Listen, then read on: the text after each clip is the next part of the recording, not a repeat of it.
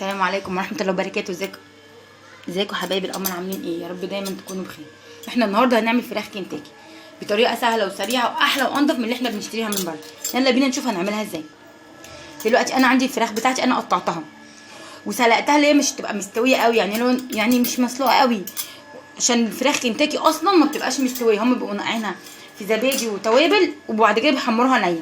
وعندي هنا التوابل بتاعتي، عندي معلقه ملح صغيره، معلقه فلفل اسود صغيره، بهارات فراخ، ومعلقه كبيره نشا، وعندي طبعا الكريسبي بتاعنا اللي هو الطبقه الاخيره، وعندنا الفيجيتار. يلا بينا نشوف هنعملهم ازاي. عشان الفراخ بتاعتي تطلع بالظبط شبه كنتاكي، اهم مكون في الفكره ان انا لازم احط عليها ميه ساقعه او ميه بتلج، دي اساسيه.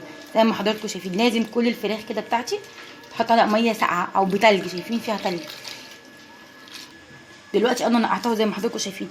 على فكره الخطوه دي مهمه جدا، هركنها بقى على جنب شويه على بال ما احضر التتبيله بتاعتها. دلوقتي انا عندي البتاعه بتاعتي دي، احط بقى هنا التوابل كلها في دي كلهم كده على بعض. على فكره معلقه النشا مهمه جدا لانها بتخليها مقرمشه وتدينا نفس النتيجه بتاعت كنتاكي. وبعدين احط شويه فيجيتار من ده الناعم ده، دي مهمه جدا فيه. ماشي، هقلب بقى كده كويس مع بعض. هبدا بقى اضيف لها شويه ميه شويه بشويه، شايفين؟ وابدا اقلب كده.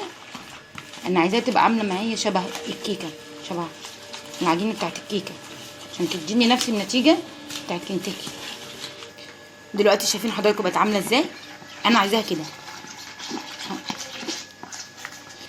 ويا ريت ما نكترش الملح علشان احنا كده كده سالقين الفراخ. هبدا بقى دلوقتي انزل عليها بالفراخ اللي انا عملتها. هغطيها كلها كده بطبقه كويسه اهي زي ما شايفين. دلوقتي انا غطيتها بالكفر ده اهو، هقوم جايه نازله بيها بقى في الفيجيتار ده اللي هو الكريسبي، مغطيها كلها عامله طبقه خارجيه اهو، شايفين؟ هاجي بقى دي كمان كده انزل اغطيها كويس جدا بالطبقه دي. عارفين ده يا حبايبي شكلها بعد ما انا خلصتها خالص. دلوقتي احنا نروح نحمرها. اهم حاجه يكون الزيت مقدوح جامد جدا جامد جدا، عشان اول ما ننزل بيها تاخد الصدمه فتدينا اللي هو الطعم المقرمش اللي احنا بنجيبه من بره. يلا بينا. دلوقتي انا كنت مولعه الزيت بتاعه زي ما حضراتكم شايفين. هنزل بقى بسم الله.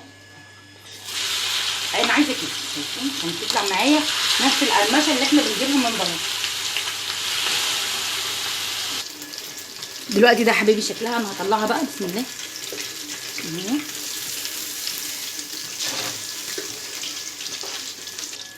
هنزل بقى بالباقي برضو كده. بجد هتاخدوا احلى فراخ كنتاكي واحلى وانضف ومضمونه كمان عنها. دلوقتي شايفين يا حبايبي ده شكلها، شايفين عامله ازاي؟ سامعين صوت القرمشه؟ وعملت جنبها صوص باربيكيو. دي انا عملتها دلوقتي لان احنا هنتغدى دلوقتي، فانت المفروض اما تيجي تعمليها احنا هنتغدى، وهتلاقي الطعم روعه وهتعجب ولادكم جدا جدا جدا، وهتطلبوها منكم على طول، واحلى وانضف من اللي احنا بنشتريها من بره. ولو عجبتكم وصفه النهارده ما تنسونيش في الشير واللايك والاشتراك في القناه بتاعتي. الف هنا وشفا.